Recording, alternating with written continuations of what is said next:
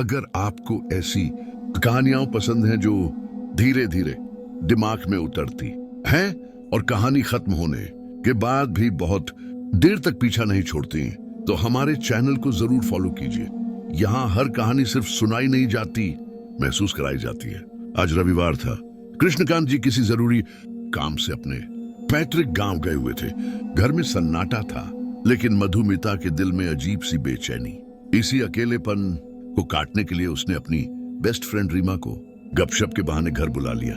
रीमा हमेशा की तरह फैशनेबल अंदाज में थी, चमकते कपड़े, हल्की खुशबू और आंखों में शरारत। जैसे ही वह मधुमिता के कमरे में दाखिल हुई, उसकी नजर सीधे सामने लगे बड़े से शीशे पर पड़ी। शीशे में खुद को देखते ही वह चहक उठी। वाह मधु मैडम, क्या बात है, लगता है आपको भी कोई मिल ही गया है जिसके खातिर आप भी सजने लगी हो। ये कहते हुए रीमा शरारती लहजे में गुनगुनाने लगी। सजना है मुझे, सजना के लिए, मधुमिता ने झेंपते हुए जवाब दिया। ओह शट योर माउथ, ऐसा कुछ नहीं है। रीमा हंस पड़ी। भाई जैसा भी हो, आज नहीं तो कल सच सामने आ ही जाएगा। लेकिन सच तो यह था कि मधुमिता पिछले कुछ दिनों से खुद भी नहीं समझ पा रही थी कि वह क्यों बार बार इस शीशे के सामने खड़ी हो जाती है। यह शीशा उसके कमरे में पहले नहीं था। अचानक एक दिन स्टोर रूम से निकलकर यही शीशा उसके कमरे में आ गया था और उसी दिन से कुछ बदल गया था। मधुमिता जब भी शीशे में देखती, उसे अपना चेहरा कुछ पल के लिए ज्यादा खूबसूरत लगता। आंखें गहरी, मुस्कान अलग, लेकिन कभी कभी बहुत ही हल्के से शीशे में उसकी परछाई देर से हिलती। उस दिन रीमा के सामने भी कुछ अजीब हुआ। रीमा शीशे के पास गई, अपने बाल संवारने लगी।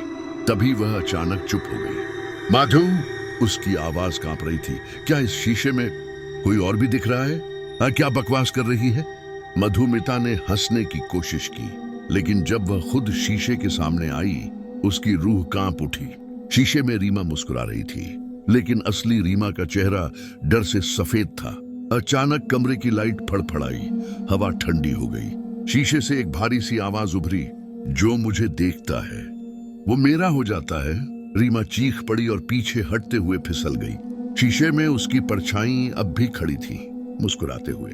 मधुमिता ने कांपते हाथों से शीशे पर कपड़ा डाल दिया। कमरे में सन्नाटा छा गया। कुछ देर बाद रीमा किसी तरह संभली। मधु, इस शीशे को घर से निकाल दे, ये ठीक नहीं है। अगले दिन कृष्णकांत जी लौट आए। मधुमिता ने बिना कुछ बताए शीशा कबाड़ी को बेच दिया। लेकिन कहानी यहीं खत्म नहीं होती। कभी कभी रात को अंधेरे कमरे में मधुमिता को अब भी किसी शीशे के टूटने की आवाज सुनाई देती है और आवाज आती है, मैं अभी यहीं हूं। अगर आपको ये कहानी पसंद आई हो तो हमारे चैनल को जरूर सब्सक्राइब कीजिए, क्योंकि अगली कहानी शायद आपकी ही परछाई पर हो।